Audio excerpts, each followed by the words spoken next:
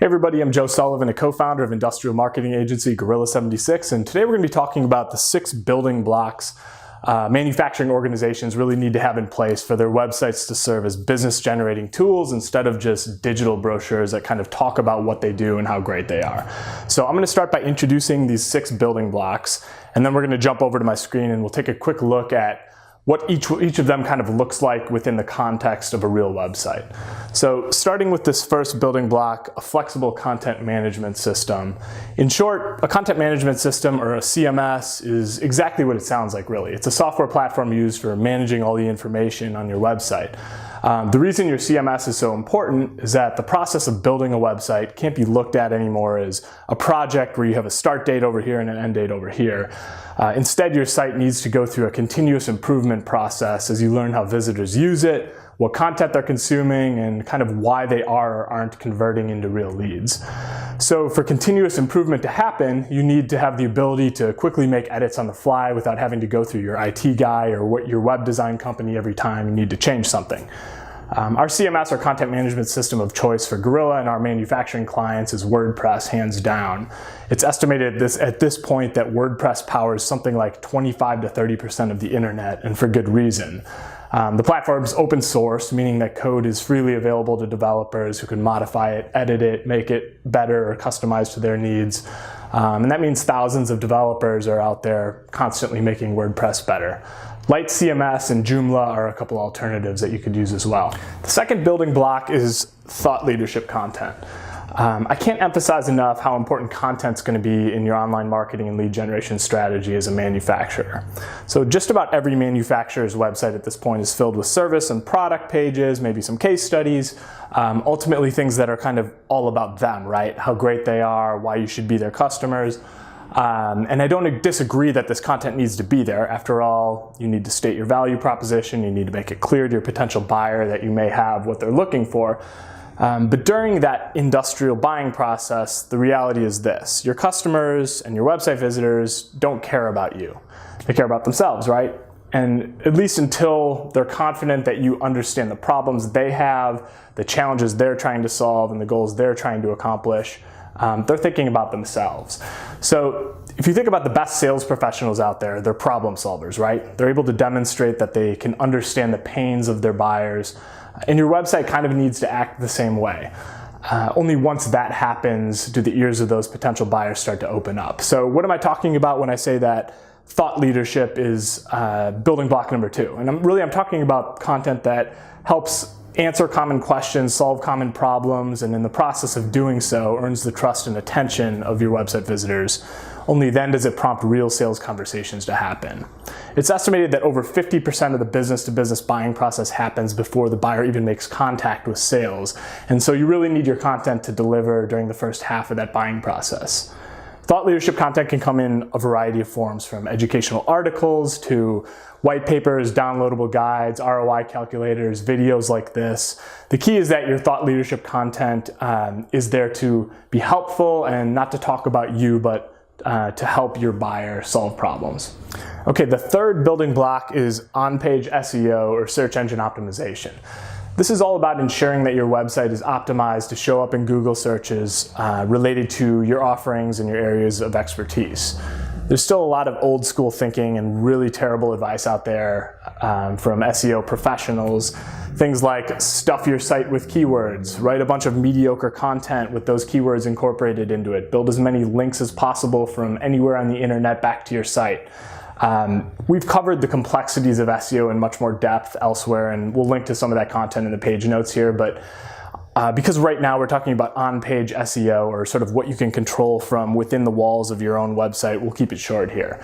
So the first thing you need to know is that exceptional, resourceful, audience-centric content is key, and we've kind of covered that already in the last section here. Another thing you need to know is that from an on-page SEO standpoint, there are some best practices that you're going to want to follow to tell the search engines like Google what your page and your site as a whole is about. So you need to think of each page on your website as an opportunity to attract ideal customers who are looking for content related to topics on that particular page. So if your page is about metal stamping for the aerospace industry, you probably want a keyword like aerospace metal stamping in the page title, the URL, the headline, and maybe a couple more times on that page. SEO is a lot more complicated than what we're covering here, but when you're talking about what you can control from within the walls of your own website, these SEO best practices are kind of a good place to start. Okay, the fourth building block is user flows. Sometimes we call these visitor to lead conversion paths. And what we're talking about here are the routes along which you want to direct your website visitors from the point at which they arrive on your site to the point at which they take a lead generating action like filling out a form. Planning user flows is a really strategic part of the website planning process, and it's an ongoing thing you need to be doing after your site launches too. So here's kind of how you want to think about it. Each buyer persona that you're targeting, whether that person is an engineer or a procurement manager or a CEO, each person has a different need when he or she lands on your site. And your job is to get those individuals to what they're looking for before they leave and don't come back. Because a vast majority of B2B website visitors are researching and evaluating and not yet ready to buy something, you need to equip your website with opportunities to convert those anonymous visitors into leads once they arrive at their destinations on your site as well. So just because your qualified visitor might not be ready yet to pick up the phone or to fill out a request a quote form doesn't mean they won't trade their names, email addresses, and phone numbers for helpful white papers, guides, case studies, tools related to whatever information they're trying to gather. So what that allows for, I guess, is for your team to step in and take control of the sales conversation. So this process really isn't optional anymore if you're serious about generating leads on your site. It works really well for 100% of our manufacturing clients and is pretty central to their business development strategies at this point.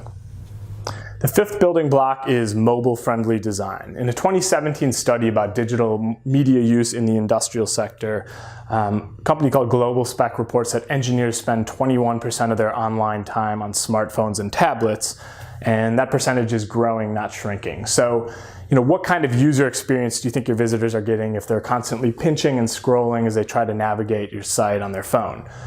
Here's a hint, it's not good. So mobile friendliness is also on the rise as a factor that affects search engine optimizations, and it needs to be a consideration on your website for sure. The sixth and final building block is CRM and Marketing Database integration. In case you're unfamiliar, CRM stands for Customer Relationship Management. Some of the most popular CRM software platforms out there include Salesforce, Pipedrive, HubSpot, and when we refer to marketing database, we're really talking about a marketing automation platform like HubSpot, Pardot, or Acton. Without going into too much detail here, these databases are where you manage your leads and sales opportunities. And it's critical that your website is properly synced to whichever CRM and marketing automation tools you're using. So that means tracking code is going to be installed on your website forms are configured to funnel new contacts directly into the software, etc. The best automation tools do a whole lot more as well, and we won't go into that here, but we'll link to an article in the page notes so you can learn more. So in short, your CRM and your marketing automation software tools are kind of your bridge between your website and ongoing marketing and sales processes. Okay, so now that I've explained what each of these building blocks are, I want to put each of them in context for you. So let's jump over to my screen and very quickly look at examples of each within the context of a real website. Because I want to protect the privacy of our clients, I'm going to use our own Gorilla 76 website for these examples. I realize we're a marketing agency and not a manufacturing organization, of course, but these 6 building blocks that we've been talking about are present and equally important for us as a business-to-business company. So we'll go ahead and open the back door to our site and let you inside for a few minutes. Okay, so let's use this page on the Gorilla site for our examples. This is an article we recently wrote titled Manufacturing Marketing: 4 Questions to Guide Your Strategy. Building block number 1, as we've talked about, is the content management system, which for us is WordPress. And because I'm already logged into WordPress, I get this little navigation across the top that lets us access the CMS, or content management system. If I click on Edit Post, it will take me right into the back end of this article where I can make updates on the fly, edit content as I see fit, and just click this blue update button over here, and all the changes I made will go live immediately. I can also add new articles over here on the left with the click of a button, and I can access other pages on the site, make edits to those as well over here on the left navigation. Because our developers done a lot of customization of our site over the years, we can add call to action buttons, resources, videos, forms, things like this very easily as well. So let's put it this way. If you're capable of using Facebook, you're capable of using WordPress. It's really easy. Okay, so the second building block is thought leadership content. And this article that we were just looking at is a good example. We're speaking to our core audience here, which is mid-sized manufacturing organizations, and teaching them about our expertise, which is industrial marketing strategy. And this is really just one article inside an extensive industrial marketing learning center that we've created. We've been publishing a wealth of content here for years, from articles to white papers to videos and other guides.